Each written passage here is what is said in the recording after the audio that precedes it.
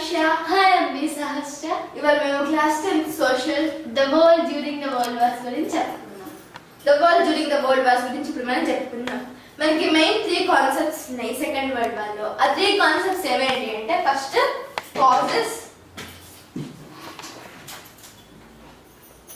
causes of second world war, second results, third the UNO, United Nations Organization. So first the causes. So what are the causes to occur second world war? Second world war రావడానికి కారణాలు ఏంటి అది first ఇది మనం చూసుకోవాల్సిన. Second ఏంటంటే results. So what are the results after second world war is done. So second world war అయిపోయిన తర్వాతకి రిజల్ట్స్ ఏంటి. Third the UNO, United Nation Organisation ఎలా ఫామ్ అయింది, how United Nation Organisation is formed అనేది మనం చూస్తున్నాం. First let's start with causes. So causes లో first ఇది మనకి ఫ్యాసిజం ఉంది. సో ప్రతి కంట్రీలో కూడా ఫ్యాసిజం అనేది ఎక్కువగా పెరగడం జరిగింది. నెక్స్ట్ లీడ్ ఫర్ డెమోక్రసీ, ఇంకా లైఫ్ ఎక్స్పెక్టెన్సీ రేట్ పెరిగింది. సో లీడ్ ఫర్ డెమోక్రసీ అంటే ప్రజలందరిలో కూడా ఒక డెమోక్రటిక్ ఐడియాలజీ క్రియేట్ అయింది, ఒక డెమోక్రటిక్ ఐడియాలజీ డెవలప్ అయింది ఇదే టైంలో. సో వాళ్ళ ప్రజలందరిలో కూడా అనుకున్నారు మాకే కనుక ఒక డెమోక్రటిక్ కంట్రీ ఉంటే బాగుంటుంది కదా అని ఒక ఐడియాలజీ ప్రజలందరిలో కూడా క్రియేట్ అవ్వడం జరిగింది. నెక్స్ట్ లైఫ్ ఎక్స్పెక్టెన్సీ రేట్ కూడా పెరిగింది. లైఫ్ ఎక్స్పెక్టెన్సీ రేట్ ఎట్లా పెరిగిందంటే అదే టైంలో వాళ్ళు మెడిసిన్స్ తయారు చేయడం జరిగింది. మెడిసిన్స్ తయారు చేయడం వల్ల లైఫ్ ఎక్స్పెక్టెన్సీ రేట్ పెరిగింది. నెక్స్ట్ ఫోర్త్ ఏంటంటే లిటరసీ రేట్ గ్రో అయింది. ఫిఫ్త్ మూవీస్ క్రియేట్ అయినాయి. కొన్ని కంట్రీస్ కి ఈ 20th సెంచరీ బిగినింగ్ లో కొన్ని కంట్రీస్ కి ఫ్రీడమ్ వచ్చింది, ఇండిపెండెన్స్ వచ్చింది కొన్ని కంట్రీస్ కి. నెక్స్ట్ సోషలిస్ట్ సొసైటీ ఫార్మ్ చేశారు. సో ఈ సోషలిస్ట్ సొసైటీ ఈక్వాలిటీ ఇంకా ఫ్రాటర్నిటీ తోటి ఈ సోషలిస్ట్ సొసైటీని ఫార్మ్ చేశారు. సో ఫ్రాటర్నిటీ అంటే all Indians brothers and sisters అనే ఒక ఫ్రాటర్నిటీ రూల్ తోటి ఈ సోషలిస్ట్ సొసైటీని ఫార్మ్ చేయబడింది. సో ఈ డ్రాస్టిక్ చేంజెస్ అన్ని కూడా 20th సెంచరీ బిగినింగ్ లోనే ఈ చేంజెస్ అన్ని కూడా జరిగినాయి. సో ఒక హిస్టారికల్ పేరు ఎరిక్ హోబ్స్బామ్. ఈ హిస్టారికల్ ఎరిక్ హోబ్స్బామ్ ఈయన ఏమన్నాడంటే ఈ 20th సెంచరీ బిగినింగ్ ని ద ఏజ్ ఆఫ్ ఎక్స్ట్రీమ్స్ అని అన్నాడు. So the age of extremes అని ఈ హిస్టారికల్ ఎరిక్ హోబ్స్బామ్ అన్నాడు. ఎప్పుడు 20th సెంచరీ బిగినింగ్ లో. నెక్స్ట్ ఏంటంటే వరల్డ్, ప్రపంచం 2 parts గా డివైడ్ అయింది. వరల్డ్ ఎన్ని పార్ట్స్ డివైడ్ అయింది? 2 parts డివైడ్ అయింది. ఒక సైడ్ ఏమో డెవలప్డ్ కంట్రీస్ ఉన్నాయి,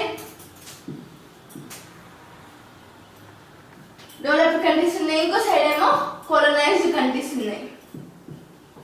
సో ఈ డెవలప్డ్ కంట్రీస్ సైడ్ ఏమేమి ఉన్నాయంటే USA, America, Britain,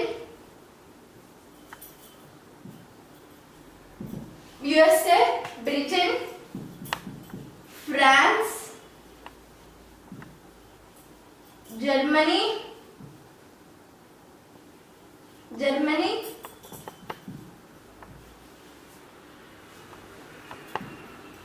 Italy and Russia. ఇవన్నీ కూడా డెవలప్డ్ కంట్రీస్ సైడ్ ఉన్నాయి. ఇంకా కొలనైజ్డ్ కంట్రీస్ సైడ్ ఏమేమి ఉన్నాయంటే ఏషియా అండ్ ఆఫ్రికా. ఇది కొలనైజ్డ్ కంట్రీస్ అండి. So developed countries side America, Britain, France, Germany, Italy, Russia ఇవి డెవలప్డ్ కంట్రీస్ సైడ్ ఉన్నాయి. ఇంకా కొలనైజ్డ్ కంట్రీస్ సైడ్ ఏషియా ఇంకా ఆఫ్రికా, ఈ రెండు కొలనైజ్డ్ కంట్రీస్ ఉన్నాయి. మళ్ళీ ఈ డెవలప్డ్ కంట్రీస్ లో 2 enemy groups గా డివైడ్ అయింది. ఈ డెవలప్డ్ కంట్రీస్ 2 enemy groups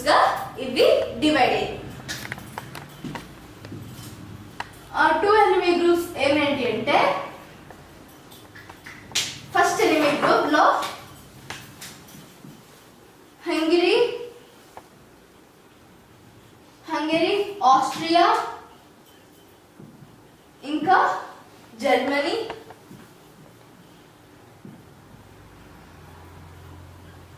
ఇదేమో ఒక ఎనిమిది గ్రూప్ అయింది. నెక్స్ట్ సెకండ్ గ్రూప్ ఏంటిదంటే Britain, France, Russia. Britain, France, Russia, ఇది సెకండ్ ఎనిమిది గ్రూప్. సో ఇది 2 ఎనిమిది గ్రూప్స్ గా వీళ్ళు డివైడ్ అయ్యారు. సో ఈ ప్రతి కంట్రీ కూడా ఏమనుకుంటుందంటే ఈ వరల్డ్ మొత్తాన్ని నేనే ఆక్యుపై చేయాలి, ఈ వరల్డ్ మొత్తాన్ని నేనే రూల్ చేయాలని ప్రతి కంట్రీ కూడా అంటే ఇది నేను రూల్ చేయాలనే ఒక రూలింగ్ ప్రాసెస్ అగ్రెసివ్నెస్ గా ప్రతి కంట్రీలో కూడా పెరిగింది అనమాట. సో ఈ ఫస్ట్ వరల్డ్ వార్ 1914 నుంచి 1918 వరకు జరిగింది. 14 to 1918 వరకు ఈ ఫస్ట్ వరల్డ్ వార్ జరిగింది. నెక్స్ట్ ఏంటంటే ఇప్పుడు అగ్రెసివ్ నేషనలిజం గురించి చూసుకుందాం. అగ్రెసివ్ నేషనలిజం అంటే అన్ఫ్రెండ్లీ నేషనలిజం,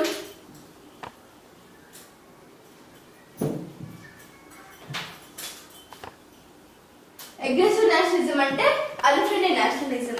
సో ఈ అన్ఫ్రెండ్లీ నేషనలిజం డెవలప్ అయింది. నేషనలిజం అనేది అగ్రెసివ్నెస్ గా ప్రతి ఒక్క కంట్రీలో ఇంకా ప్రజల్లో పెరిగింది. సో అదే టైంలో జర్మనీలోని నాసిజం, ఇటలీలోని ఫాసిజం డెవలప్ అయింది.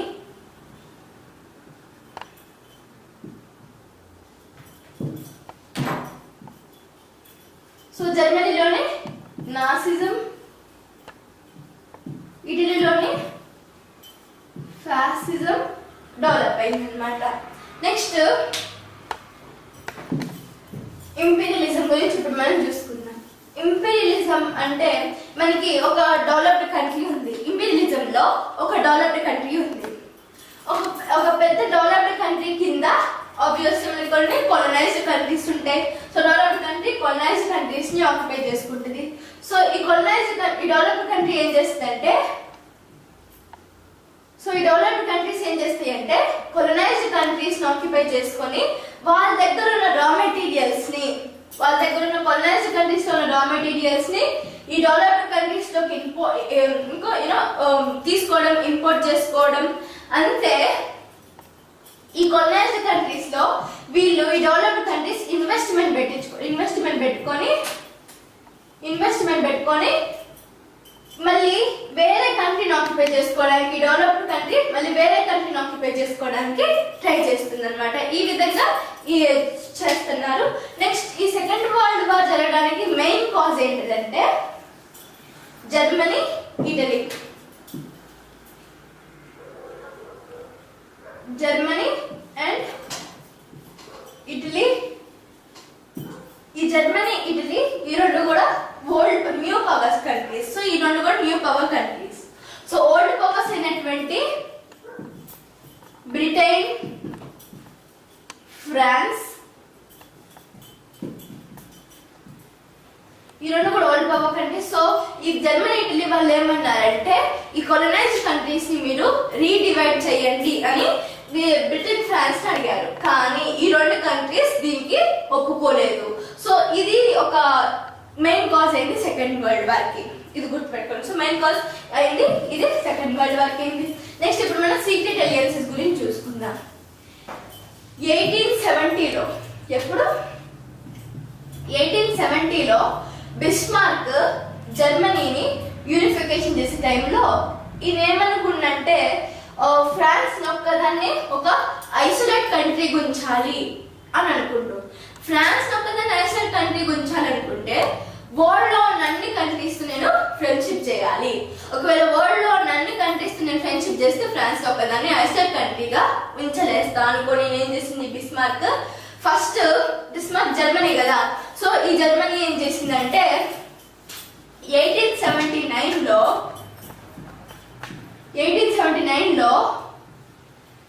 జర్మనీ ఎవరితోటి, ఆస్ట్రియా తోటి ఆస్ట్రియా తోటి ఒక టీటీ పెట్టుకుంది. ఒక టీటీని 1879 లో ఆస్ట్రియా తోటి జర్మనీ టీటీ పెట్టుకుంది. దాని తర్వాతకి ఈ జర్మనీ ఇటలీ తోటి జర్మనీ ఒక టీటీ పెట్టుకుంది. ఏ ఇయర్లో అంటే 1882న జర్మనీ ఇటలీతో టీటీ పెట్టుకుంది. దాని తర్వాతకి జర్మనీ, ఆస్ట్రియా, ఇటలీ ఈ మూడు కూడా 1882న ట్రిపుల్ అలియన్స్ గా ఫామ్ అయ్యారు. ట్రిపుల్ అలియన్స్ గా వీళ్ళు ఫామ్ అయ్యారు. 80 కంట్రీస్ కూడా ఫామ్ అయ్యాయి. నెక్స్ట్ ఈ ఫ్రాన్స్ ఏం చేసిందంటే తర్వాతకి ఈ ఫ్రాన్స్ కూడా కొన్ని కంట్రీస్ తో ఫ్రెండ్షిప్ చేసుకున్నది. ఏంటంటే రష్యా తోటి ఫ్రాన్స్ ఎవరితోటి రష్యా తోటి ఇయర్ 1891 ఫ్రాన్స్ రష్యాతో ఒక ట్రీటీ పెట్టుకుంది. తర్వాతకి ఈ ఫ్రాన్స్ బ్రిటన్ దగ్గరికి వెళ్ళి 1904న ఒక ట్రీటీ పెట్టుకుంది బ్రిటన్ దగ్గరికి వెళ్ళి. నెక్స్ట్ ఫ్రాన్స్, రష్యా, బ్రిటన్ ఈ 3 కంట్రీస్ ఫ్రాన్స్, రష్యా, బ్రిటన్ ఈ మూడు కూడా 1907న ట్రిపుల్ ఎంటిటీగా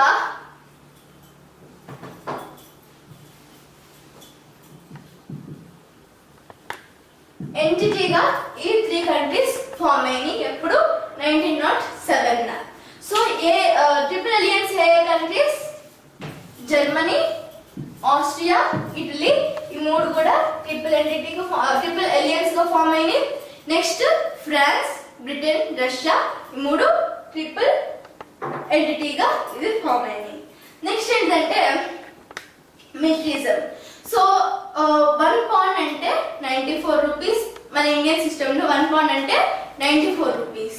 సో బ్రిటన్ ఏం చేసిందంటే 194 మిలియన్ పౌండ్స్ 194 మిలియన్ పౌండ్స్ ఈ బ్రిటన్ మిలిటరీ మీద ఖర్చు పెట్టింది, ఎక్స్పెండిచర్ చేసింది. దేని మీద?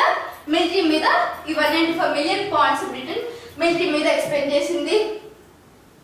అదే టైంలో 6 కంట్రీస్ ఎప్పుడు ఏ టైంలో 1880 to 1914 ఈ టైంలో 1880 to 1914 ఈ టైంలో ఏమైందంటే 6 కంట్రీస్ కూడా 397 మిలియన్ పౌండ్స్ 3 టైమ్స్ ఎక్కువగా 397 మిలియన్ పౌండ్స్ 3 టైమ్స్ ఎక్కువగా వీళ్ళు మిలిటరీ మీద ఖర్చు పెట్టారు. ఆ 6 కంట్రీస్ ఏమేంటి అంటే జర్మనీ,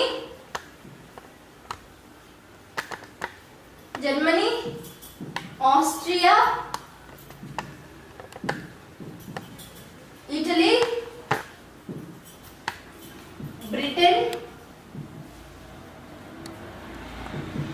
ఫ్రాన్స్ అండ్ రష్యా. ఈ 6 కంట్రీస్ కూడా 397 మిలియన్ పౌండ్స్ 3 టైమ్స్ ఎక్కువగా మిలిటరీ మీద ఖర్చు పెట్టారు. ఇంకా ఈ మిలిటరీ కోసం వీళ్ళు కొన్ని స్టెప్స్ ఫాలో అయ్యారు. అవేంటి అంటే ఫస్ట్ ఆర్మీ స్ట్రెంగ్త్ ని ఇంక్రీజ్ చేసుకున్నారు. తర్వాతకి వెపన్ స్ట్రెంగ్త్ ని ఇంక్రీజ్ చేసుకున్నారు. దాని తర్వాతకి వీళ్ళు వెపన్స్ యొక్క వెపన్స్ తయారు చేసే ఇండస్ట్రీస్ ఉంటాయి కదా, ఆ ఇండస్ట్రీస్ ని వీళ్ళు ఇంక్రీజ్ చేసుకున్నారు. ఇంకా ప్రజల యొక్క మైండ్ సెట్ ని చేంజ్ చేశారు.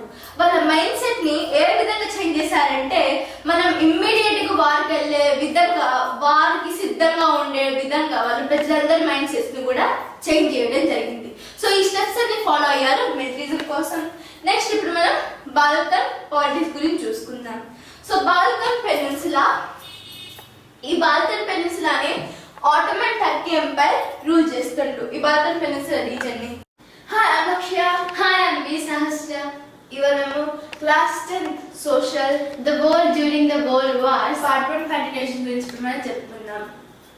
మనం బాల్కన్ పాలిటిక్స్ దగ్గర, ఇప్పుడు బాల్కన్ పాలిటిక్స్ లో బాల్కన్ పెనిన్సులా, ఈ బాల్కన్ పెనిన్సులా ఎవరు రూల్ చేస్తున్నారంటే ఆటోమన్ ఎంపైర్. ఈయన Ottoman Turkey empire. So Ottoman Turkey empire ఈ బాల్కన్ పెనిన్సులాని రూల్ చేస్తాడు. కానీ ఒకేసారి ఈ ఆటోమన్ ఎంపైర్ వీక్ అయిపోయింది, ఈ ఎంపైర్ కింగ్డమ్ వీక్ అయిపోయింది. పడిపోయే టైంకి వేరే కొన్ని కంట్రీస్, అవేమైనా కంట్రీస్ అంటే జర్మనీ,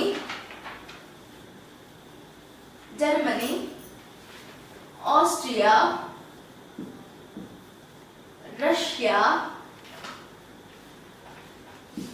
ఇంకా టర్కీ.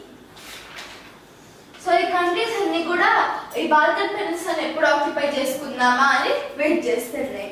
ఏ countries? Germany, Austria, Russia, Turkey. అదే టైంలో రష్యా ఇంకా టర్కీ ఈ రెండు కూడా Mediterranean sea and black sea కోసం ఈ ఫైట్ చేస్తున్నాయి. మెడిటరేనియన్ సీ ఇంకా బ్లాక్ సీ కోసం రష్యా ఇంకా టర్కీ ఈ రెండు కూడా ఫైట్ చేస్తున్నాయి అన్నమాట. సో అసలు ఈ సీస్ ఎందుకు, మెడిటరేనియన్ సీ, బ్లాక్ సీ కోసం ఎందుకు వీళ్ళు ఫైట్ చేస్తున్నారంటే మనకి ట్రేడింగ్, గూడ్స్ ఇంకా ప్రోడక్ట్స్ ఇవన్నీ ఎక్స్పోర్ట్ ఇంపోర్ట్ అయ్యేది సీస్ నుంచే, ఇంకా ట్రేడింగ్ జరిగేది కూడా సీస్ నుంచే. కాబట్టి సీస్ మీద ఎక్కువ అధికారం కావాలని రష్యా ఇంకా టర్కీ ఈ రెండు కూడా ఫైట్ చేస్తున్నాయి. ఇంకా అదే టైంలో ఆస్ట్రియా ఇంకా బోస్నియాలో కొన్ని రెవల్యూషన్స్ జరుగుతున్నాయి. ఇమీడియట్ కాజ్ 1914 జూన్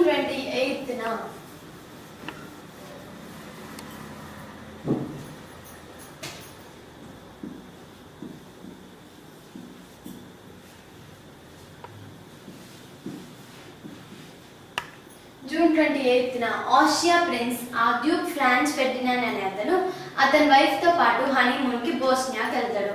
ఈ బోస్నియా దగ్గర సెర్బియాకి చెందిన అతను వీళ్ళిద్దరిని కూడా చంపేస్తారు. దీంతో ఈ ఆస్ట్రియా వాళ్ళు సెర్బియాని ఎక్స్ప్లెనేషన్ అడుగుతారు. ఈ సెర్బియా ఆస్ట్రియాకి ఎక్స్ప్లెనేషన్ ఇస్తుంది, అయినా ఈ ఆస్ట్రియాకి కరెక్ట్ అనిపించదు.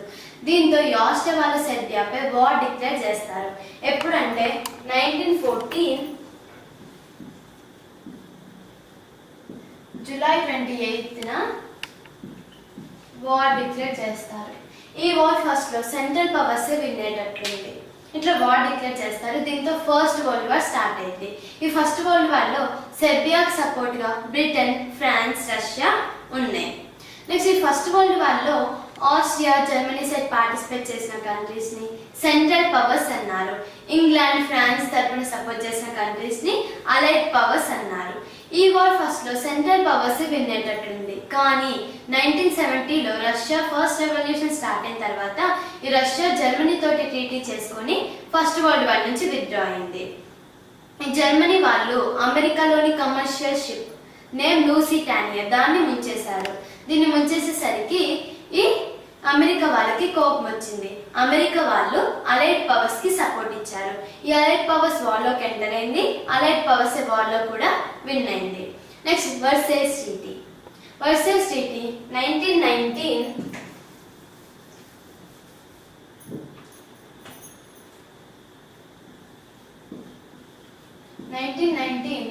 జూన్ 28న వర్సెస్ ట్రీటీ ప్యారిస్ లో జరిగింది. ఈ వర్సెస్ ట్రీటీకి మెయిన్ గా ఉంది ఎవరంటే America president Wilson, Britain PM Lloyd George, France PM Clemenceau, Italy PM Orlando. ఈ 1919 జూన్ 28న వర్సెస్ ట్రీటీపై జర్మనీ, బ్రిటన్, దర్ అలైస్ ఈ వర్సెస్ ట్రీటీపై సైన్ చేశారు. ఆస్ట్రియా, హంగరీ, ఆటోమన్ టర్కీ ఈ ఎంపైర్ ప్లేసెస్ లో ఈ చిన్న చిన్న స్టేట్స్ గా డివైడ్ చేశారు. ఆటోమన్ ఎంపైర్ ప్లేసెస్ లో టర్కీ డెమోక్రటిక్ రిపబ్లిక్ గా ఫామ్ అయింది. ఈ Austria Hungary, Yugoslavia, Czechoslovakia, Finland, Latvia, Estonia ఈ కొత్త దేశాలు ఏర్పడ్డాయి. ఈ వర్సెస్ ట్రీటీ వల్ల జర్మనీ చాలా నష్టపోయింది. ఆఫ్రికాలోని కలోనియల్ ప్లేసెస్ ని ఫస్ట్ వరల్డ్ వార్ లో విన్ అయిన కంట్రీస్ పంచుకున్నాయి. ఈ వర్సెస్ ట్రీటీ వల్ల జర్మనీ చాలా నష్టపోయింది. జర్మనీ కొన్ని టెరిటోరియల్ ప్లేసెస్ని ఫ్రాన్స్కి ఇచ్చింది. ఇంకా ఈ ఫస్ట్ వరల్డ్ వార్లో విన్ అయిన కంట్రీస్కి కొంత మనీ ఇచ్చింది. ఈ వర్సెస్ ట్రీటీ వల్ల జర్మనీ చాలా నష్టపోయింది ఈ ట్రీటీ వల్ల. Next the league of nations. World మొత్తం వార్స్ లేకుండా పీస్ఫుల్గా ఉండాలని ఒక ఆర్గనైజేషన్ని ఫామ్ చేశారు. దాన్నే ద లీగ్ ఆఫ్ నేషన్స్. ఈ లీగ్ ఆఫ్ నేషన్స్ 1920 జనవరి 11న ఫామ్ అయింది. 1920 జనవరి 11న ఫామ్ అయింది. దీని వర్క్స్ ఏంటంటే కంట్రీస్ మధ్య వార్స్ లేకుండా చూడడం, ఇంకా వార్స్ని ఆపడం, ఆర్మ్స్ని తగ్గించేటట్టు చూడడం, ఇంకా ఈ హెల్త్ లేబర్ వెల్ఫేర్ని చూడడం. 58 కంట్రీస్ ఇందులో మెంబర్స్గా ఉన్నారు ఇందులో ద లీగ్ ఆఫ్ నేషన్స్లో. ఈ లీగ్ ఆఫ్ నేషన్స్ కొన్ని సేవా కార్యక్రమాలు చేసినా కూడా సెకండ్ వరల్డ్ వార్ని ఆపలేకపోయింది. Next the Russian socialist revolution 1917 to 1922. 20th సెంచరీలో ఈ రష్యాని జార్ ఎంపరర్స్ పరిపాలించేవారు. ఈ టైంలో రష్యా 2 కాంటినెంట్స్గా స్ప్రెడ్ అయింది. అదేంటంటే యూరో ఏషియాగా స్ప్రెడ్ అయింది. యూరో ఏషియాగా అతిపెద్ద కంట్రీగా ఉంది రష్యా. ఈ చైనా ఇండియా తర్వాత 15.6 crores పాపులేషన్తో యూరో ఏషియా 3వ అతిపెద్ద కంట్రీగా ఉంది ఈ యూరో ఏషియా. యూరో ఏషియాలో Russia, Ukraine, Uzbekistan, Kazakhstan, Tajikistan, Turkmenistan ఈ కంట్రీస్ అన్ని యూరో ఏషియాలో ఉన్నాయి. ఈ రష్యాలో ఎక్కువ మంది అగ్రికల్చర్ చేస్తారు. ఈ అగ్రికల్చర్ చేసే వాళ్ళలో ఎక్కువ మంది ల్యాండ్ లార్డ్స్ ఉన్నారు. ఈ ల్యాండ్ లార్డ్స్ చేతిలో ఎక్కువ ల్యాండ్ ఉండేది. ఈ ల్యాండ్ లార్డ్స్కి పీజన్స్కి ఎప్పుడు కూడా ల్యాండ్ కోసం గొడవలు జరుగుతూ ఉండేవి. ల్యాండ్ లార్డ్స్కి పీజన్స్కి. అప్పట్లో రష్యాని జార్ నికోలస్ II పరిపాలించేవారు. ఈ ఫస్ట్ వరల్డ్ వార్ కంటే ముందు రష్యాకి చాలా పెద్ద ఆర్మీ ఉండేది. 1970లో రష్యాకు చెందిన 20 lakh సోల్జర్స్ కూడా చనిపోయారు. దీంతో రష్యాకి ఫుడ్ స్కేర్సిటీ కూడా వచ్చింది. మార్చ్ 8న 1917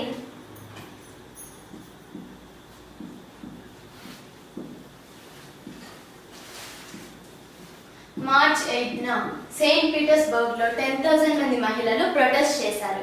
ఎందుకంటే వీళ్ళు పీస్ అండ్ బెడ్ కోసం వీళ్ళు ప్రొటెస్ట్ చేశారు. ఈ జార్ నికోలస్ కొంతమంది ఆర్మీ వాళ్ళని పంపిస్తారు. వీళ్ళ ప్రొటెస్ట్ని ఆపండి, మీరు కార్పులైనా జరిపి ఈ ప్రొటెస్ట్ని ఆపండి అని ఈ ఆర్మీ వాళ్ళని పంపిస్తారు. ఈ ఆర్మీ వాళ్ళు వెళ్ళి ఈ ప్రొటెస్ట్ని ఆపకుండా వాళ్ళతో చేతులు కలుపుతారు. దీంతో జార్ నికోలస్ పారిపోతాడు. ఈ జార్ నికోలస్ పారిపోయిన తర్వాత రష్యన్స్ టెంపరీగా గవర్నమెంట్ని ఫామ్ చేశారు. దాన్నే ఫస్ట్ రష్యన్ రెవల్యూషన్ అంటారు, లేదా మార్చ్ రెవల్యూషన్ అంటారు. ఇంతకంటే పెద్ద రెవల్యూషన్ అక్టోబర్ 1917లో జరిగింది. ఎప్పుడు? 1917లో అక్టోబర్లో జరిగింది. ఈ జార్ నికోలస్ పారిపోయిన తర్వాత రష్యన్ రూల్ చేస్తున్న కింగ్స్ ఏమన్నారంటే రష్యన్ రెస్పెక్ట్ కాపాడాలంటే మనం వార్స్ చేయాలి అన్నారు. కానీ ప్రజలందరూ మాకు వార్స్ వద్దు అని ఒక ఆర్గనైజేషన్ని ఫామ్ చేశారు. దాన్నే సోవియట్ అన్నారు. ఈ రష్యాకి కమ్యూనిస్ట్ పార్టీగా బోల్షెవిక్స్ ఉండేవాళ్ళు. ఈ బోల్షెవిక్స్కి వ్లాడిమిర్ లెనిన్ లీడర్గా ఉన్నాడు. ఈ బోల్షెవిక్స్ వాళ్ళ డిమాండ్స్ ఏంటంటే ఈ రష్యాని పీస్ఫుల్గా ఉండేటట్లు చేయాలి, ఇంకా ల్యాండ్ లాస్ నుంచి ల్యాండ్ తీసుకొని పీజన్స్కి డిస్ట్రిబ్యూట్ చేయాలి, ప్రైజెస్ని కాంట్రోల్ చేయాలి, బ్యాంక్స్ ఫ్యాక్టరీస్ని నేషనలైజ్ చేయాలి. ఇవి వీళ్ళ డిమాండ్స్. 1917 అక్టోబర్ నవంబర్లో ఈ బోల్షెవిక్స్ రష్యాని రూల్ చేశారు. వీళ్ళు పవర్లోకి రావగానే ఈ ల్యాండ్ లాస్ నుంచి ల్యాండ్ తీసుకొని పీజన్స్కి డిస్ట్రిబ్యూట్ చేశారు. ఈ బోల్షెవిక్స్కి ఆపోజిట్గా యాంటీ కమ్యూనిస్ట్ పార్టీ వాళ్ళు రష్యాలో సివిల్ వార్ చేశారు. ఈ యాంటీ కమ్యూనిస్ట్ పార్టీ వాళ్ళు 1920లో యాంటీ కమ్యూనిస్ట్ పార్టీ వాళ్ళు బోల్షెవిక్స్ని ఓడించి రష్యాని రూల్ చేశారు. Next the October revolution and the Russian country side. 1917 October 25న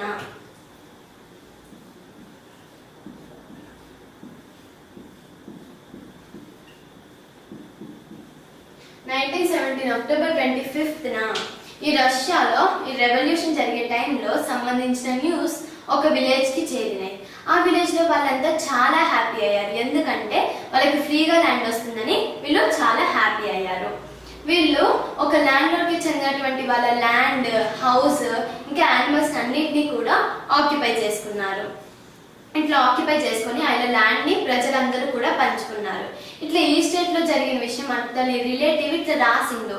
ఏమనంటే ఇతని హౌస్, ల్యాండ్, యానిమల్స్ అన్నిటిని కూడా ఆక్యుపై చేసుకున్నారు, ఈయనని కొట్టడం తిట్టడం చేయలేదు అని ఇట్లా రిలేటివ్ ఇట్లా రాసిండు. వరల్డ్ వైడ్ గా కమ్యూనిస్ట్ రెవల్యూషన్ ని ప్రమోట్ చేసే వంటి ఇంటర్నేషనల్ ఆర్గనైజేషన్ కొమింటన్. ఇందులో M N Roy the key role. M N Roy ఇతను సివిల్ వార్ టైంలో సెంట్రల్ ఏషియాలో ఉన్నాడు. ఈ ఎంఎన్ రాయ్ 1920లో సెంట్రల్ ఏషియాలో ఉన్నాడు. ఎంఎన్ రాయ్ ఇట్లా రాసిండు. ఏమనంటే ఈ విలేజ్ పెద్ద చాలా ముసలివాడు, చాలా మంచివాడు. అతనికి హెల్ప్ గా ఉన్న అతను రష్యన్ మాట్లాడేవాడు. అతను ఏమన్నాడంటే ఈ అక్టోబర్ రెవల్యూషన్ గురించి, జార్ పారిపోయిన తర్వాత అతని హోమ్లాండ్ కిర్గిజ్ ఈ ఆర్మీ వాళ్ళు ఆక్యుపై చేసుకున్నా కూడా ఓడిపోయారని చెప్పిండు. ఊరంతా అతనితో long live the Russian revolution అనే స్లోగన్ ఇచ్చారు. Next, Rabindranath Tagore road from Russia in 1930. ఐరోప్లోని ఇతర క్యాపిటల్స్ కంటే మాస్కో అంత నీట్ గా కనిపించదు. బయట వెళ్తున్న వాళ్ళు కూడా అంత హైఫైగా ఉండరు. ఎప్పటి నుంచో తెర వెనుకున్న వాళ్ళంతా ఇప్పుడు బయటికి వచ్చారు. నా దేశంలోని పీజన్స్ వర్కర్స్ గురించి నేను ఆలోచించాను. ఇదంతా అరేబియన్ నైట్ స్టోరీస్ లోని భూతం చేసిన మాయలా అనిపిస్తుంది అని ఇట్లా చెప్పారు. భూతం చేసిన మాయలా అనిపిస్తుంది అని చెప్పారు. ఇట్లా ఈ రెవల్యూషన్ ఈ ప్రజలందరూ కూడా ఇల్లిటరేట్స్ గా ఉన్నారు. నా దేశంలో ప్రజలందరూ కూడా ఇల్లిటరేట్స్ గా ఉన్నారు, హెల్ప్లెస్ గా ఉన్నారు. కానీ కొన్ని సంవత్సరాల్లోనే అజ్ఞానం పోయిన వీళ్ళని చూసి నాలాంటి భారతీయుడు కంటే ఎక్కువ ఆశ్చర్యానికి ఎవరు లోనవుతారు? Next, rise of Stalin.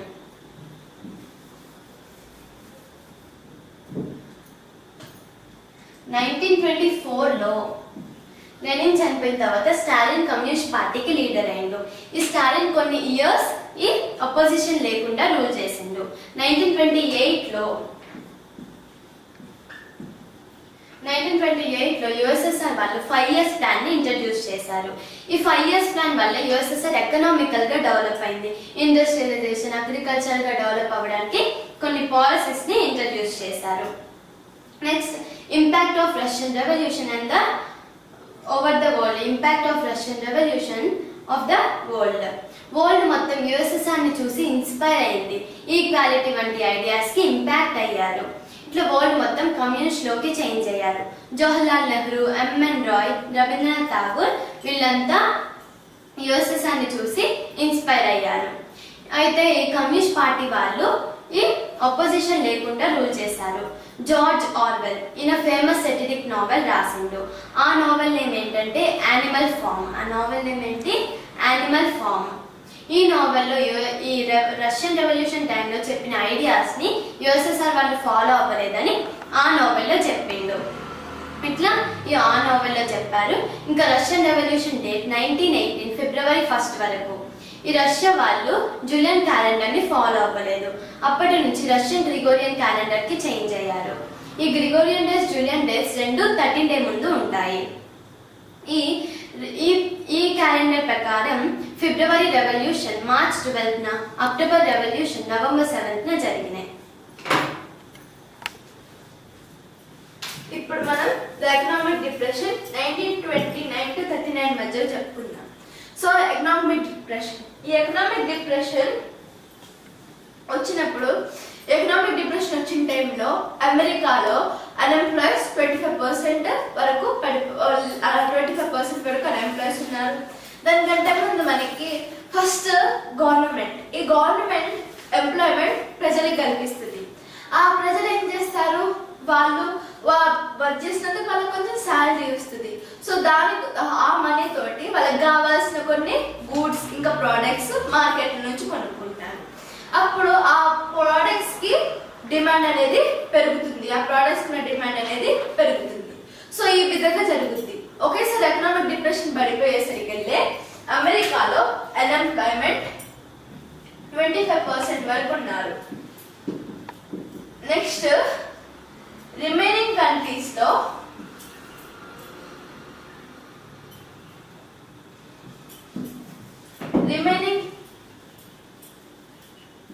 Remaining countries unemployment 35% వరకు ఉన్నారు. నెక్స్ట్ అగ్రికల్చర్ ప్రోడక్ట్స్ 60% వరకు పడిపోయింది అనమాట. సో ఈ విధంగా ఎకనామిక్ డిప్రెషన్ వచ్చింది అదే టైంలో.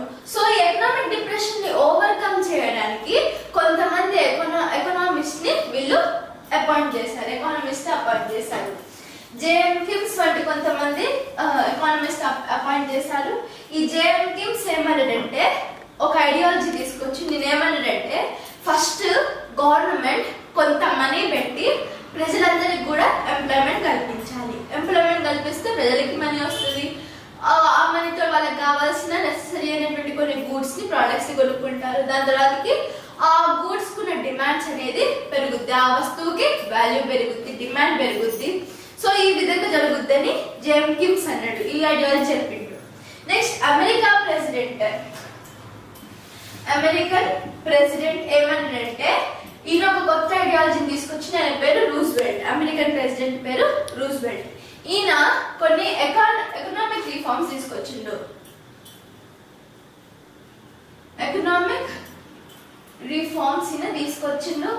అంతే రీహాబిలిటేషన్ తీసుకొచ్చిండు.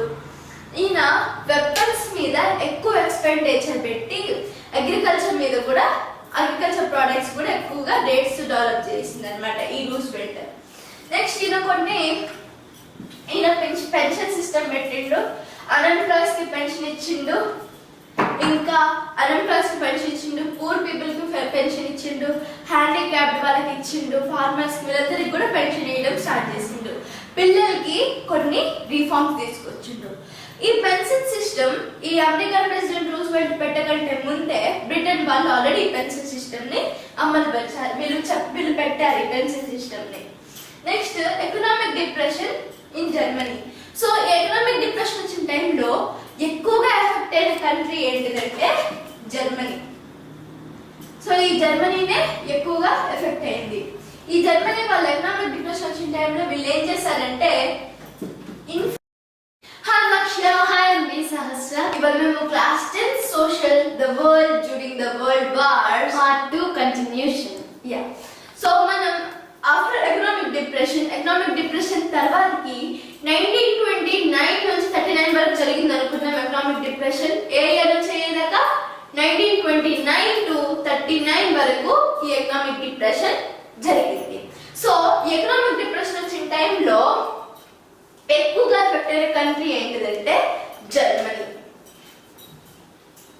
జర్మనీ ఎకనామిక్ డిప్రెషన్ వచ్చిన టైంలో ఎక్కువగా ఎఫెక్ట్ అయిన కంట్రీ. సో ఈ జర్మనీ వాళ్ళు ఏం చేశారంటే ఎకనామిక్ డిప్రెషన్ వచ్చిందని వీళ్ళు ఇన్ఫ్లేషన్ జరిగింది ఆ టైంలో. అసలుకి ఇన్ఫ్లేషన్ ఏంటిది? What is inflation? ఇన్ఫ్లేషన్ అంటే ఎకనామిక్ డిప్రెషన్ వచ్చేసరికల్లే వీళ్ళు మనీని ఎక్కువగా ముద్రించడం స్టార్ట్ చేశారు. They started to print money more. So అన్నమాట. సో వాళ్ళు ఎక్కువగా మనీని ముద్రించడం స్టార్ట్ చేశారు. మనీని వాళ్ళు ఎక్కువగా ముద్రించేసరికల్లే మనీకున్న వాల్యూ అనేది తగ్గిపోయింది, మనీకున్న వాల్యూ అనేది పడిపోయింది, లెస్ అయింది. సో మనీని ముద్రించేసరికల్లే దీని వాల్యూ తగ్గిపోయింది. సో దీన్ని ఇన్ఫ్లేషన్ అంటారు. ఈ విధంగా ఇన్ఫ్లేషన్ జరిగింది 1929లో. ఇయర్ 1929లో ఇండస్ట్రీస్ 40% పడిపోయినాయి. ఇండస్ట్రీస్ ఎంత పర్సెంట్ పడిపోయింది? 40% ఇండస్ట్రీస్ పడిపోయినాయి. నెక్స్ట్ 60 lakhs మంది అన్ఎంప్లాయ్స్ ఉన్నారు. ఎంతమంది ఉన్నారు? 60 lakhs మెంబర్స్ ఉన్నారు అన్ఎంప్లాయ్స్. సో ఈ ఎకనామిక్ డిప్రెషన్ వచ్చిన టైంలో middle class, poor people, farmers, ఇంకా విమెన్ వీళ్ళందరూ కూడా చాలా కాలం సఫర్ అయ్యారు. They suffered a lot in the time of economic depression in Germany. So ఇప్పుడు మనం rise of fascism and Nazism గురించి చూసుకుందాం. సో ఈ rise of fascism and Nazism, ఈ ఫ్యాసిజం అనేది ఒక ఐడియాలజీ. సో ఈ ఫ్యాసిజం 3 points తో దీన్ని తయారు చేశారు, అంటే కొన్ని స్టేట్మెంట్స్ తయారు చేశారు. అవేంటి అంటే ఫస్ట్ది యూనిటీగా ఉండాలి, అందరు కూడా ఐకమత్యంతో ఉండాలి. All should stay with unity power and strength. అందరు కూడా యూనిటీగా ఉండాలి అని ఫస్ట్ పాయింట్ చెప్తుంది. సెకండ్ ఏమంటే we should give some respect, we should give respect to central powers words అని చెప్తుంది. సెంట్రల్ పవర్స్ చెప్పిన మాటని మనం ఒబీడియంట్ ఉండాలి, వాటికి రెస్పెక్ట్ ఇవ్వాలి. సెంట్రల్ పవర్స్ యొక్క వర్డ్స్ కి మనం రెస్పెక్ట్ ఇవ్వాలి అని ఈ సెకండ్ పాయింట్ చెప్తుంది. థర్డ్ ఏమంటుందంటే వార్స్ అగైన్స్ అదర్ కంట్రీస్. మనం వేరే కంట్రీస్ మీదకి, ఇతర దేశాల మీద వారికి వెళ్ళడానికి రెడీగా ఉండాలి. we should get ready to go to other countries. So మనం వారికి రెడీగా ఉండాలి, ఇతర దేశాల మీద వార్ చేయడానికి రెడీగా ఉండాలి అని ఈ థర్డ్ పాయింట్ చెప్తుంది. ఇది మెయిన్ 3 పాయింట్స్. నెక్స్ట్ ఈ ఫ్యాసిజం సోషలిజం కి ఇంకా కమ్యూనిజం కి ఆపోజిట్ ఉంటుంది.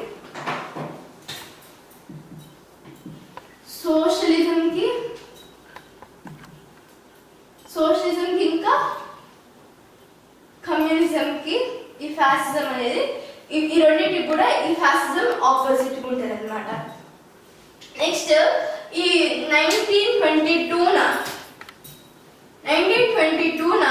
బెనోటో ముసోలిని ఈయన ఈ ఫ్యాసిజంలోకి పవర్లోకి వచ్చింది. బెనోటో ముసోలిని 1922న ఫ్యాసిజంలోకి పవర్లోకి వచ్చిండు.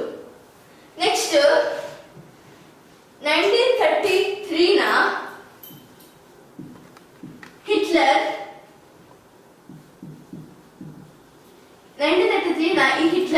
నాజీ పార్టీలోకి పవర్లోకి వచ్చిండు. ఏ పార్టీ? నాజీ పార్టీలోకి పవర్లోకి వచ్చిండు 1933న మన లీడర్ హిట్లర్. ఈయన నాజీ పార్టీలో పవర్లోకి వచ్చిండు. నెక్స్ట్ 1939న స్పెయిన్ లో జనరల్ ఫ్రాంకో స్పెయిన్ లోకి పవర్లోకి వచ్చిండు. స్పెయిన్ లో పవర్లోకి వచ్చిండు. ఎవరు? జనరల్ ఫ్రాంకో వచ్చిండు. ఈ ఫ్యాసిజం ఐడియాలజీని ఇంప్లిమెంట్ చేయడం స్టార్ట్ చేశారు. జపాన్ వాళ్ళు చైనా, కొరియా మీద మిలిటరీ క్యాంపెయిన్స్ చేయడాన్ని స్టార్ట్ చేశారు. ఏ దేశం మీద? చైనా ఇంకా కొరియా మీద.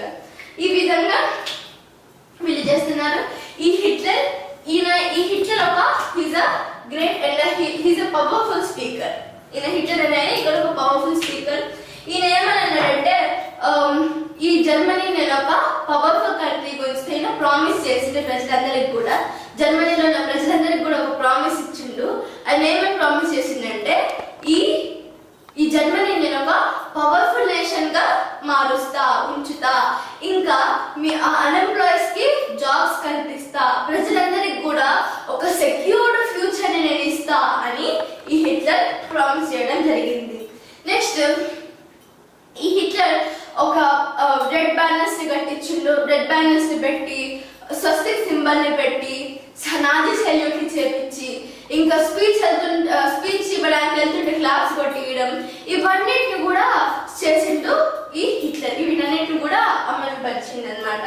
నెక్స్ట్ ఈయన ఒక స్పీచ్ లో, హిట్లర్ స్పీచ్ ఇచ్చేటప్పుడు ఒక స్పీచ్ లో ఏమన్నాడంటే మనకి ఈ విధంగా ఎకనామిక్ డిప్రెషన్ జరగడానికి, ఇవన్నీ జరగడానికి కారణం జీవ్స్ అని చెప్పిండు ఈ హిట్లర్. చెప్పిండు ఈ విధంగా జీవ్స్ మనకి దీనికి కారణం అని చెప్పిండు. 1928న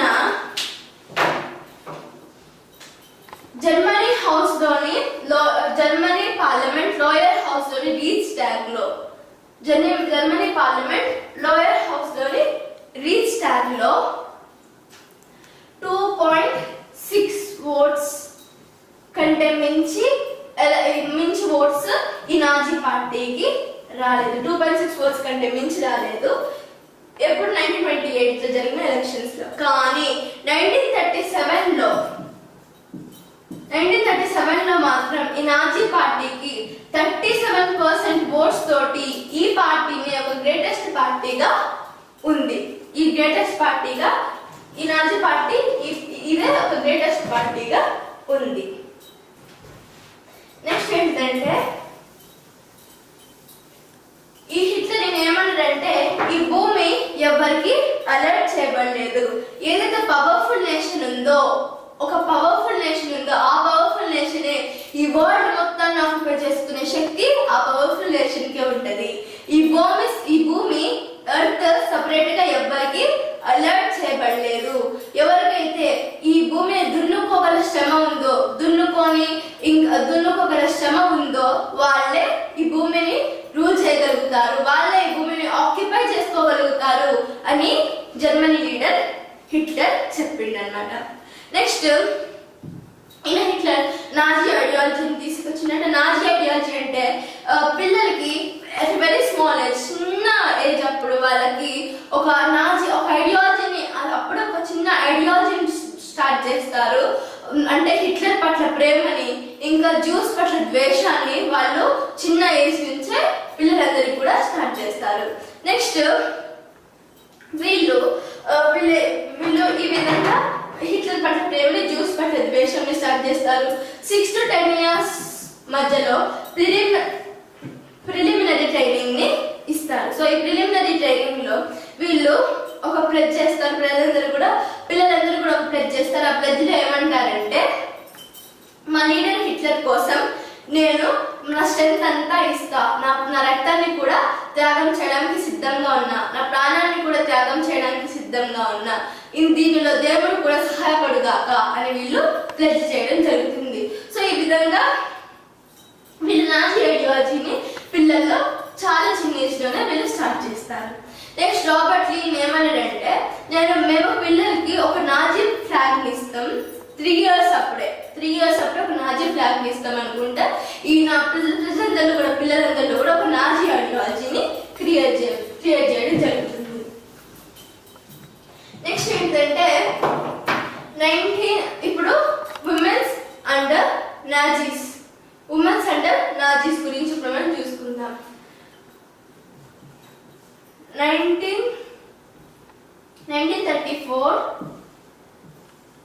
సెప్టెంబర్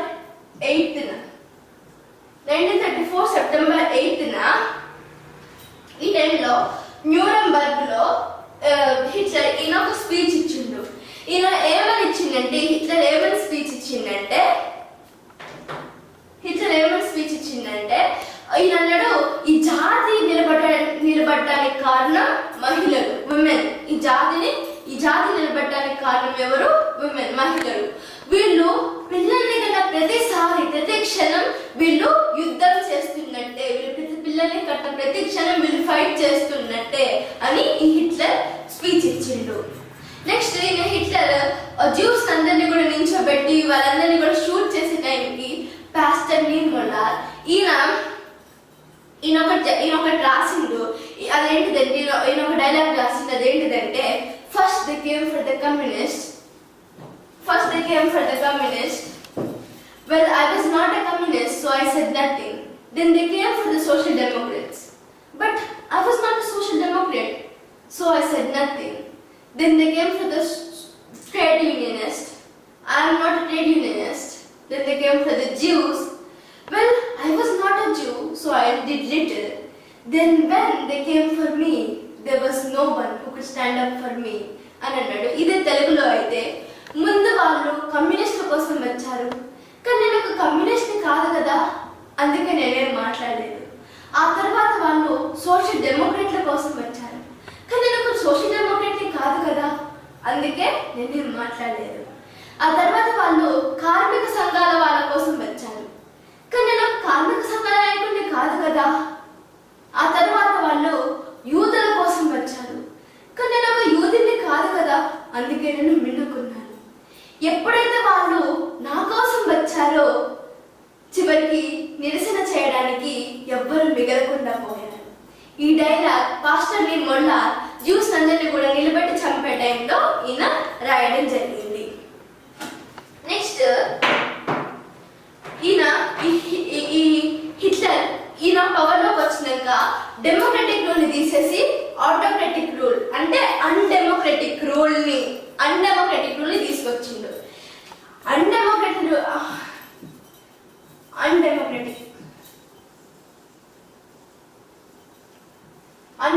రూల్ పొలిటీషియన్స్ ని అపోనెంట్స్ ని ఆయనకు ఆపోజిట్ ఉన్న పొలిటీషియన్స్ ని అపోనెంట్స్ ని అందరినీ ఈయన జైల్లో వేసిండు, టార్చర్ క్యాంప్స్ కి పంపించిండు. ఇంకా 1933 మార్చ్ 3rd ఈయన ఎంబ్లెమ్ యాక్ట్ ని తీసుకొచ్చిండు. ఈ ఎంబ్లెమ్ యాక్ట్ ద్వారా డిక్టేటర్షిప్ ని తీసుకొచ్చిండు. సో ఈ ఎంబ్లెమ్ యాక్ట్ ఎందుకు తీసుకొచ్చిండంటే ఈయన అన్ని యాక్ట్స్ ఆపోజిట్ గా ఈయన రూల్ చేసుకోలేస్తాడు. ఈ ఎంబ్లెమ్ యాక్ట్ తీసుకొస్తే యాక్ట్స్ ఆపోజిట్ గా రూల్ చేసుకోలేస్తాడు అని ఈ ఎంబ్లెమ్ యాక్ట్ తీసుకొచ్చిండు. ఇక ఎవ్వరు కూడా మాట్లాడకూడదు, నేను చేసినా కానీ ఎవ్వరికి కూడా రైట్ లేదు మాట్లాడడానికి. What he does is the right thing, అంతే. ఎవ్వరికి కూడా ఒక్క మాట కూడా మాట్లాడడానికే వీలు లేదు. సో ఈ విధంగా ఎంబ్లెమ్ యాక్ట్ తీసుకొచ్చిండప్పుడు 1933 మార్చ్ 3rd తీసుకొచ్చిండు. ఇమ్మీడియట్ గా ఆయన ఆపోజిట్ ఉన్న పొలిటీషియన్స్, అపోనెంట్స్ వీళ్ళందరినీ కూడా ఆ టార్చర్ క్యాంప్స్ పంపించిండు. ఈయన అన్ని ఆర్గనైజేషన్స్ ని బ్యాన్ చేసిండు ఎక్సెప్ట్ నాజీ ఆర్గనైజేషన్ తప్ప అన్ని ఆర్గనైజేషన్స్ ని ఈయన బ్యాన్ చేసిండు. అన్ని పార్టీస్ ని బ్యాన్ చేసిండు ఎక్సెప్ట్ నాజీ పార్టీ తప్ప. ఈయన ఆర్గనైజేషన్స్ ని, పార్టీస్ ని అన్నిటిని బ్యాన్ చేసిండు except Nazi organisation, Nazi party తప్ప. నెక్స్ట్ ఈ హిట్లర్ ఈ విధంగా ఈయన ఏం చేసిందంటే సీక్రెట్ స్టేట్ సొసైటీని ఫామ్ చేసిండు. నెక్స్ట్ సీక్రెట్ స్టేట్ సొసైటీని ఈయన ఫామ్ చేసిండు. ఈయన గ్రీన్ డ్రెస్ లో ఉన్న పోలీస్ ఆఫీసర్స్ ని స్టాంప్ ట్రూపర్స్ అంటారు. సో ఈ గ్రీన్ డ్రెస్ లో ఉన్న పోలీస్ ఆఫీసర్స్ ని స్టాంప్ ట్రూపర్స్ అంటారు. ఈ స్టాంప్ ట్రూపర్స్ ని కాకుండా ఈయన గెస్ట్ పోని ఈయన అపాయింట్ చేసిండు. స్టాంప్ ట్రూపర్స్ ని కాకుండా గెస్ట్ పోని అపాయింట్ చేసిండు. నెక్స్ట్ ఎస్ఎస్ అంటే ప్రొటెక్షన్ స్క్వాడ్స్. ఈ ప్రొటెక్షన్ స్క్వాడ్స్ ని కూడా వీళ్ళని కూడా అపాయింట్ చేసిండు. సో వీళ్ళందరూ ఏం చేశారంటే ఈ పోలీస్, ఇక్కడ ఉన్న పోలీస్ అందరూ కూడా ఒక క్రిమినల్ బిహేవియర్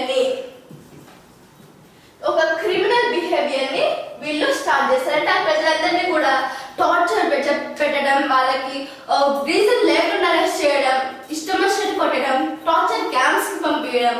సో ఈ విధంగా చాలా ఒక క్రిమినల్ బిహేవియర్ ని తీసుకొచ్చారు, వీళ్ళు చేశారు పోలీస్ ఆఫీసర్స్.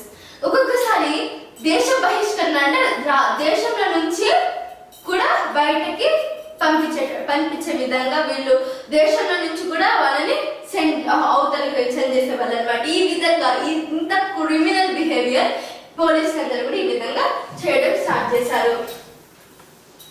నెక్స్ట్ జ్యూస్ ని కూడా అరెస్ట్ చేయడం స్టార్ట్ చేశారు. జ్యూస్ అరెస్ట్ చేశారు, వాళ్ళకి టార్చర్ పెట్టారు, వాళ్ళకి టార్చర్ క్యాంప్స్ పంపించారు, ఈ విధంగా చేశారు.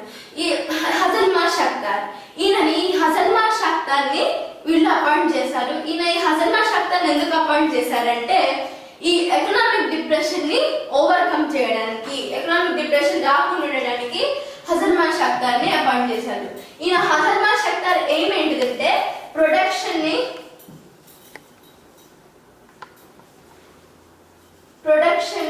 ఇంకా ఎంప్లాయ్మెంట్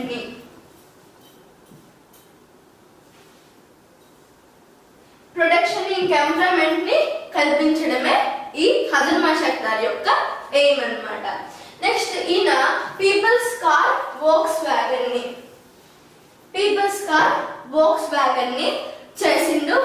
నెక్స్ట్ ఈయన కొన్ని రోడ్స్ ని కన్స్ట్రక్ట్ చేసిండు. ఈ హజల్మార్ షక్తార్ రోడ్స్ ని కన్స్ట్రక్ట్ చేయించిండు, పీపుల్స్ కార్ వోక్స్ వ్యాగన్ ని కన్స్ట్రక్ట్ చేయించిండు. ఒక పక్క రిచ్ పీపుల్ రిచ్ గానే ఉన్నారు, పూర్ పీపుల్ పూర్ గానే ఒక పక్క ఉన్నారు. Hi Akshaya. Hi I am B Sahasra. ఇవాళ మనం class 10 social the world during the world wars part 3 continuation. So Hjalmar Schacht ఈయనని ఎకనామిక్ డిప్రెషన్ ని ఓవర్కమ్ చేయడానికి ఈయనని అపాయింట్ చేశారు. సో దేనిని ఓవర్కమ్ చేయడానికి అపాయింట్ చేశారు? ఈయనని ఎకనామిక్ డిప్రెషన్ ని ఓవర్కమ్ చేయడానికి అపాయింట్ చేశారు. ఈయన ఎయిమ్ ఏంటిదంటే ఎంప్లాయ్మెంట్ కల్పించాలి, అందరికి ఎంప్లాయ్మెంట్ కల్పించాలి, ఇంకా ఎంప్లాయ్మెంట్ కల్పించాలి, ఇంకా ప్రొడక్షన్ ఉంచాలి, అంటే ప్రొడక్షన్ ని ఇంకా ఎంప్లాయ్మెంట్ ని కల్పించాలని ఈయన ఎయిమ్. సో ఈయన పీపుల్స్ కార్ వోక్స్ వ్యాగన్ ని తీసుకొచ్చిండు చేసిండు. సో ఈ పీపుల్స్ కార్ వోక్స్ వ్యాగన్ చేసిండు, ఇంకా రోడ్స్ ని కన్స్ట్రక్ట్ చేసిండు ఈ హసల్మాన్ షాక్టార్. సో ఈ విధంగా చిన్న చిన్నగా డెవలప్ చేయడం స్టార్ట్ చేసిండు. నెక్స్ట్ ఒక పక్క రిచ్ ఉన్న వాళ్ళు రిచ్ గానే ఉన్నారు, పూర్ ఉన్న వాళ్ళు ఇంకో సైడ్ పూర్ గానే ఉన్నారు. 1939 ఎప్పుడంటే 1939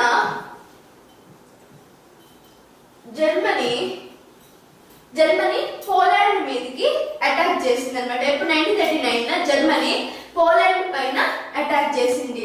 సో పోలాండ్ మీద వార్ డిక్లేర్ చేసింది.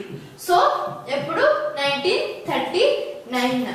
సో ఇక్కడ ఎప్పుడైతే జర్మనీ పోలాండ్ మీద వార్ డిక్లేర్ చేసిందో అప్పుడు సెకండ్ వరల్డ్ వార్ స్టార్ట్ అయింది. సెకండ్ వరల్డ్ వార్ ఇక్కడ స్టార్ట్ అయింది. ఈ సెకండ్ వరల్డ్ వార్ టైంలో జర్మనీ లీడర్ హిట్లర్ ఈయన యూరోప్ సిటిజన్స్ చాలా మంది ఇంకా చాలా మంది సిటిజన్స్ ని ఈయన చంపేయడం జరిగింది. చాలా మందిని చంపించిండు, అమాయకులైనటువంటి సిటిజన్స్ ని చంపించిండు ఈ హిట్లర్. ఈయన 60 lakhs జ్యూస్ ని ఎంతమందిని 60 లక్షలు 60 lakhs యూదుల్ని 60 lakhs జ్యూస్ ని 2 lakhs జిప్సీస్ ని 10 lakhs పోలిష్ సిటిజన్స్ వీళ్ళందరినీ కూడా చంపించింది అన్నమాట. ఎవరు చంపించారు?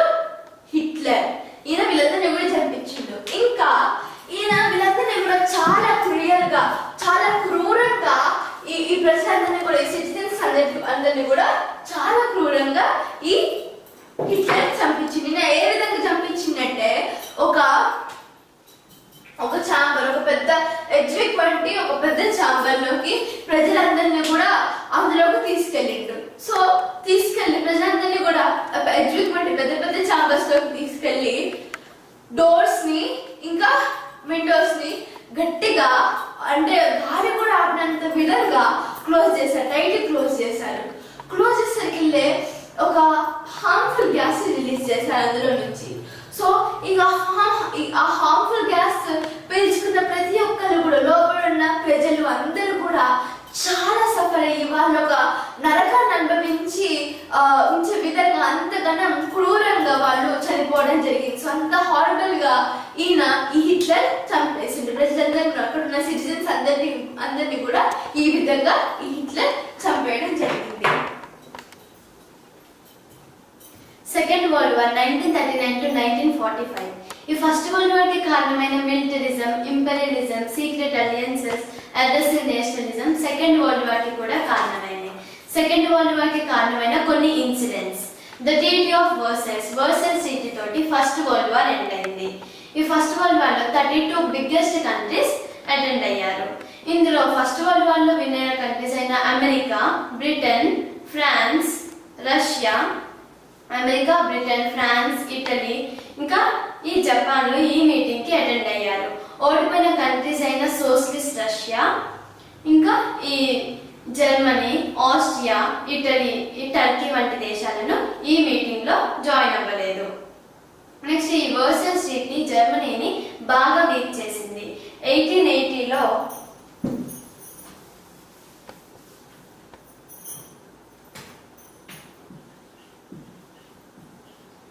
వర్సెస్ ట్రీటీ ఫస్ట్లీ జర్మనీలో 1880లో ఆఫ్రికాలోని కలోనియల్ కంట్రీస్ ని జర్మనీ నుంచి 1871లో ఆక్యుపై చేసుకున్న ఆల్సస్ లోని ప్లేసెస్ ని జర్మనీ నుంచి తీసుకున్నారు. ఈ జర్మనీకి వర్సెస్ ట్రీటీలో ఫస్ట్ వరల్డ్ వార్ లో జర్మనీకి 9 lakhs ఆర్మీ ఉంటే 1 lakh కి తగ్గించుకోమన్నారు. సబ్మెరైన్స్ ఉండొద్దు అని చెప్పారు. 6 బ్యాటిల్ షిప్స్ మాత్రమే ఉండాలి అని అన్నారు. ఈ వర్సెస్ ట్రీటీలో జర్మనీ తోటి ఫోర్స్ఫుల్ గా వర్సెస్ ట్రీటీ మీద సైన్ చేయించారు. Next failure of the league of nations.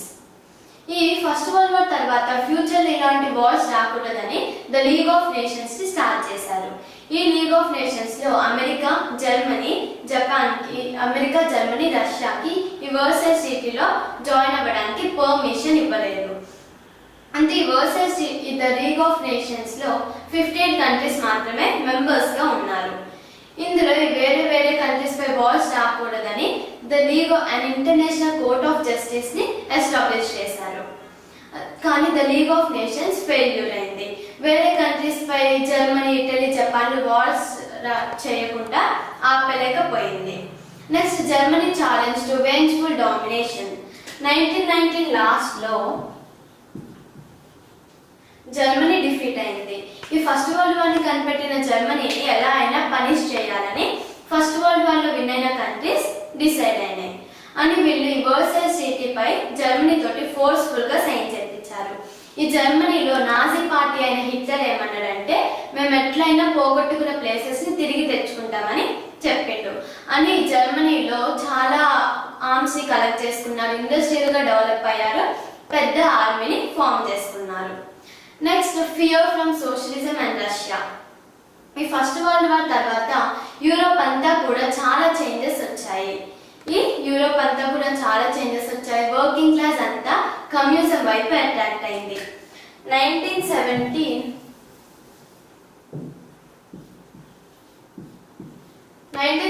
రష్యాలో రష్యన్ రెవల్యూషన్ ఫామ్ అయింది. ఈ 1922లో union of Soviet socialist states గా యుఎస్ఎస్ఆర్ గా ఫామ్ అయింది.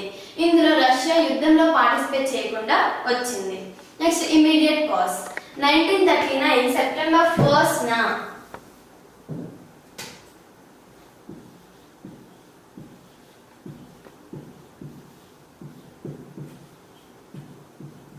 1939 సెప్టెంబర్ 1st నా పోర్ట్ ఆఫ్ డాన్జింగ్ ని ఈ జర్మనీకి ఇవ్వడం పోలాండ్ కి ఇష్టం లేదు.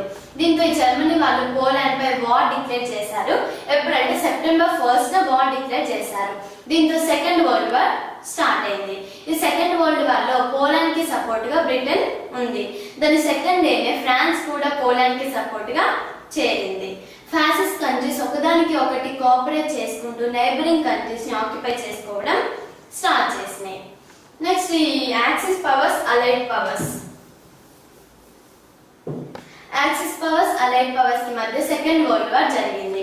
ఈ యాక్సిస్ పవర్స్ కంట్రీస్ ఏంటంటే జర్మనీ, ఇటలీ, జపాన్. ఈ అలైడ్ పవర్స్ కంట్రీస్ ఏంటంటే ఈ బ్రిటన్, ఫ్రాన్స్, యుఎస్ఎస్ఆర్. 1941లో ఈ జర్మనీకి ఫ్రెండ్లీగా ఉన్న కంట్రీ అయిన జపాన్ ఈ అమెరికాలో పెర్ల్ హార్బర్ ని ఆక్యుపై చేస్తుంది. 1942లో హిట్లర్ ఈ రష్యాని ఆక్యుపై చేసుకుందామని డిసైడ్ అయిన ఈ హిట్లర్. దీంతో ఈ రష్యాలో ఇట్లా ఆక్యుపై చేసుకుందామని హిట్లర్ డిసైడ్ అయ్యాడు. ఈ జర్మనీలో జర్మనీకి ఆపోజిట్ గా రష్యా జర్మనీ తోటి ఈ రష్యా అమెరికా వార్ లో జాయిన్ అయింది. Next the defeat and the end. First Germany armies victory సాధించాయి. కానీ ఫైనల్ గా సోవియట్ ఆర్మీ ఈ జర్మనీ క్యాపిటల్ బెర్లిన్ ఆక్యుపై చేసుకుంది. ఇట్లా ఆక్యుపై చేసుకునేసరికి హిట్లర్ ఓడిపోయాడు. హిట్లర్ ని అరెస్ట్ చేస్తారని హిట్లర్ సూసైడ్ చేసుకుంటాడు. సూసైడ్ చేసుకున్న తర్వాత జర్మనీ 2 పార్ట్స్ గా డివైడ్ అయింది. అదేంటంటే eastern part, western part.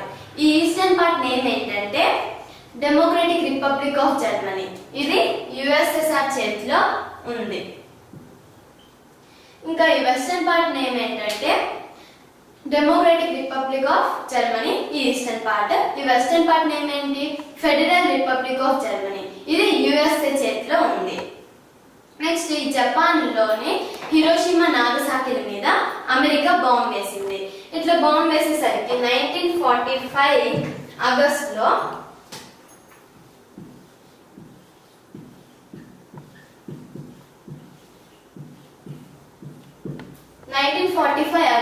Germany defeat అయింది. ఇట్లా సెకండ్ వరల్డ్ వార్ ఆగిపోయింది. 1945 ఆగస్టులో సెకండ్ వరల్డ్ వార్ ఆగిపోయిన తర్వాత ఈ జర్మనీ వాళ్ళు 1945 ఆగస్టులో సెకండ్ వరల్డ్ వార్ ఎండ్ అయింది. ఈ ఇది ఎండిన తర్వాత నాజీలను చాలా మంది నాజీలను అరెస్ట్ చేశారు. అరెస్ట్ చేసి న్యూరంబర్గ్ ట్రయల్స్ కి పంపించారు. ఇంకా చాలా మందిని లైఫ్ ఇంప్రెషన్ చేశారు. 11 మెంబర్స్ కి డెత్ పెనాల్టీ వేశారు. ఇప్పుడు మనం consequences of the world war గురించి చూసుకుందాం. ఈ consequences of the world war లో మనకు ఆల్రెడీ తెలిసి హిరోషిమా నాగసాకి బాంబుల్ని పేల్చారు. ఈ సెకండ్ వరల్డ్ వార్ టైంలో హిరోషిమా నాగసాకి బాంబుల్ని పేల్చారు. UNO United Nation Organization form చేశారు. Next Britain United Nation Organization form చేశారు. నెక్స్ట్ ఏంటంటే Britain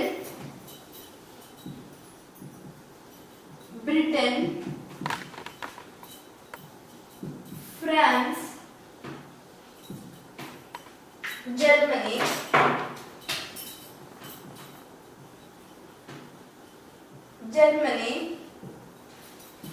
Japan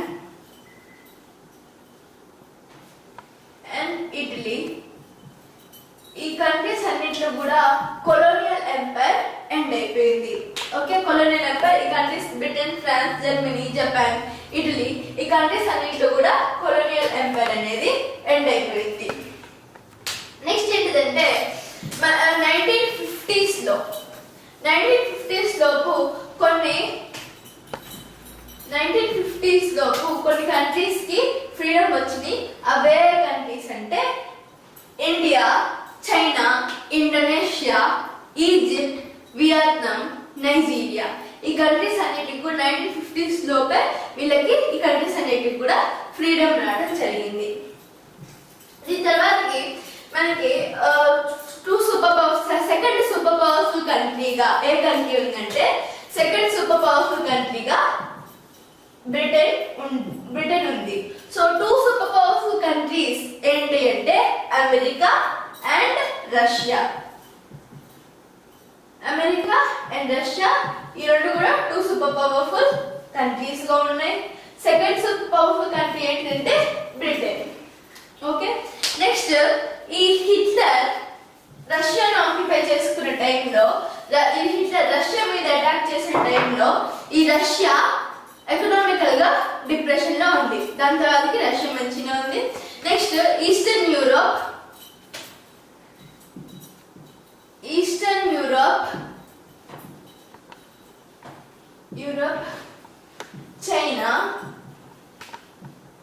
China and Russia ఇవన్నీ కలిసి ఈ 3 కంట్రీస్ కలిసి కూడా వీళ్ళు లార్జ్ సోషలిస్ట్ క్యాంప్ గా వీళ్ళు ఫామ్ అయ్యారు. ఈ కంట్రీస్ అన్ని కూడా లార్జ్ సోషలిస్ట్ క్యాంప్ గా ఫామ్ అయ్యారు. నెక్స్ట్ దీని తర్వాతకి మనకి ఫస్ట్ వరల్డ్ వార్ టైంకి ఈ ఫస్ట్ వరల్డ్ వార్ టైంకి 75,000 ఇండియన్స్ కూడా బ్రిటిష్ తరఫున వీళ్ళు ఫైట్ చేస్తారు. ఈ ఇండియన్స్ అందరూ కూడా 75,000 ఇండియన్స్ బ్రిటిష్ వైపు వీళ్ళు ఫైట్ చేయడం జరిగింది. నెక్స్ట్ సెకండ్ వరల్డ్ వార్ టైంకి రెండో ప్రపంచ యుద్ధం టైంకి 2 to 2.5 crores మంది 2 to 2.5 crores పీపుల్ వీళ్ళు ఫైట్ చేశారు. వీళ్ళందరూ కూడా ఫైట్ చేశారు. ఇందులో 2 to 2.5 crores మంది ఫైట్ చేశారు ఈ సెకండ్ వరల్డ్ వార్ లో.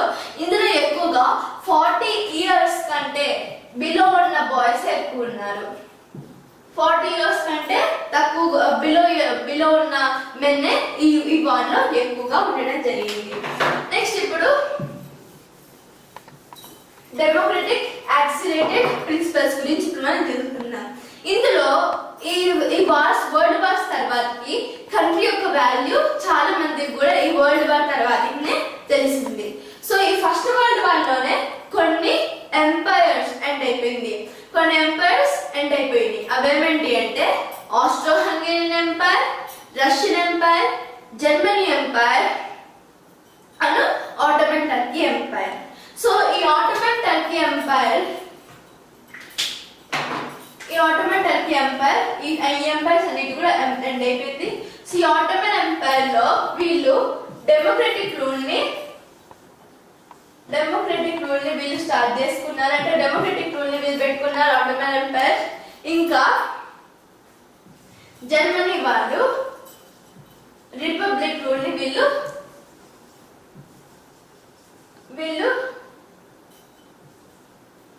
రిపబ్లిక్ రూల్ ని పెట్టుకున్నారు ఈ జర్మనీ వాళ్ళు. సో ఆటోమేటిక్ ఎంపైర్ వాళ్ళేమో డెమోక్రటిక్ రూల్ ని, ఇంకా జర్మనీ వాళ్ళు రిపబ్లిక్ రూల్ ని వీళ్ళు పెట్టుకొని రూల్ చేసుకోవడం స్టార్ట్ చేశారు. ఇదే టైంకి ఏషియా ఇంకా ఆఫ్రికా కాంటినెంట్స్ లో ఉన్న కంట్రీస్ కి ఫ్రీడమ్ వచ్చింది. ఏషియా అండ్ ఆఫ్రికా ఈ కాంటినెంట్స్ లో ఉన్న కంట్రీస్ కి ఈ కంట్రీస్ అన్నిటికి కూడా ఫ్రీడమ్ వచ్చింది. Next the change in place of power గురించి ఇప్పుడు మనం చెప్పుకుందాం. ఇందులో ఈస్టర్న్ యూరోప్, ఇది ఎక్కడంటే ఈస్టర్న్ అండ్ సెంట్రల్ యూరోప్ దగ్గర మ్యాప్ లో కొంచెం చేంజెస్ చేశారనమాట. ఈస్టర్న్ ఇంకా సెంట్రల్ యూరోప్ దగ్గర మ్యాప్స్ లో కొన్ని చేంజెస్ జరిగినాయి. అంతే ఇక్కడ ఏషియా ఆఫ్రికా దగ్గర కూడా మ్యాప్ లో కొన్ని చేంజెస్ చేశారు. ఇప్పుడు ఎన్ఫ్రాంచైజ్మెంట్ ఆఫ్ విమెన్ గురించి చెప్పుకుందాం. ఈ ఎన్ఫ్రాంచైజ్మెంట్ ఆఫ్ విమెన్ లో 1918 విమెన్ వీళ్ళందరూ కూడా 1918 బ్రిటన్ వాళ్ళు విమెన్ కి రైట్ టు ఓట్ హక్కు ఇచ్చారు. బ్రిటన్ వాళ్ళు ఇచ్చారు. ఈ విమెన్స్ ఏం చేశారంటే వీళ్ళు బాగా ఫైట్ చేశారు. ఏమన్నారంటే వీళ్ళు బాగా ఫైట్ చేయడం జరిగిందంటే మాకు కూడా రైట్ టు ఓట్ హక్కు కావాలి, మాకు కూడా ఓటు హక్కు కావాలి అని వీళ్ళు ఫైట్ చేశారు. మెన్ అందరూ కూడా సెకండ్ వరల్డ్ వార్ చేసే టైంకి వాళ్ళు వార్కి వెళ్ళారు. సో మెన్ అందరూ కూడా వార్కి వెళ్ళిన టైంకి ఏమైందంటే మెన్ అందరూ కూడా వార్కి వెళ్ళినప్పుడు విమెన్స్ వీళ్ళే ఇంట్లో ఉండి అంటే పిల్లల్ని పోషించడం లేకపోతే వాళ్ళ ఫ్యామిలీని పోషించడానికి వీళ్ళే బాగా జాబ్స్ చేశారు. ఎక్కడ షాప్స్, ఆఫీసెస్, ఇంకా హాస్పిటల్స్ లో ఈ ఇండస్ట్రీస్ లో వీళ్ళన్నింటిలో కూడా జాబ్స్ విమెన్స్ చేశారు. విమెన్ జాబ్ చేసేసరికి వెళ్ళి వీళ్ళకి కాన్ఫిడెన్స్ లెవెల్స్ అనేవి పెరిగింది ఆటోమేటిక్ గా. సో ఈ కాన్ఫిడెన్స్ లెవెల్స్ పెరిగేసరికి వెళ్ళి వీళ్ళు అనుకున్నారు మాకు కూడా ఓటు హక్కు కావాలి, మాకెందుకు ఓటు హక్కు కావాలని రాకూడదని అనుకున్నారు. అందుకు వాళ్ళు రైట్ టు ఓట్ కోసం వీళ్ళు ఫైట్ చేశారు. 1918 బ్రిటన్ వాళ్ళు రైట్ టు ఓట్ విమెన్ కి ఇచ్చారు, ఓటు హక్కు ఇచ్చారు. ఎప్పుడు 1918. ఇప్పుడు మనం యుఎన్ఓ యునైటెడ్ నేషన్ ఆర్గనైజేషన్ గురించి చూసుకుందాం. ఈ యునైటెడ్ నేషన్ ఆర్గనైజేషన్ 4 ప్రిన్సిపల్స్ తో ఇది ఫామ్ చేయబడింది. ఫస్ట్ ఏంటంటే preserving peace, second upholding human rights, and third one is respecting international law, fourth ఏంటంటే ప్రమోటింగ్ సోషల్ ప్రోగ్రెస్. మళ్ళీ ఒకసారి ఈ 4 ప్రిన్సిపల్ ఏంటంటే first preserving peace, upholding human rights, respecting international law, ఇంకా ప్రమోటింగ్ సోషల్ ప్రోగ్రెస్. ఈ 4 principles తోటి ఈ United Nation organisation ని వీళ్ళు ఫామ్ చేశారు. ఈ యునైటెడ్ నేషన్ ఆర్గనైజేషన్ కి సపోర్ట్ ఉన్న ఆర్గనైజేషన్స్ ఏమేంటి అంటే యునిసెఫ్, యునెస్కో, హూ, ఇంకా ILO ఎక్సెట్రా. ఇవన్నీ కూడా UNO కి సపోర్ట్ ఇచ్చే organisations. And this is all about class 10th social, the world during the world wars. Till then, take care. Bye bye.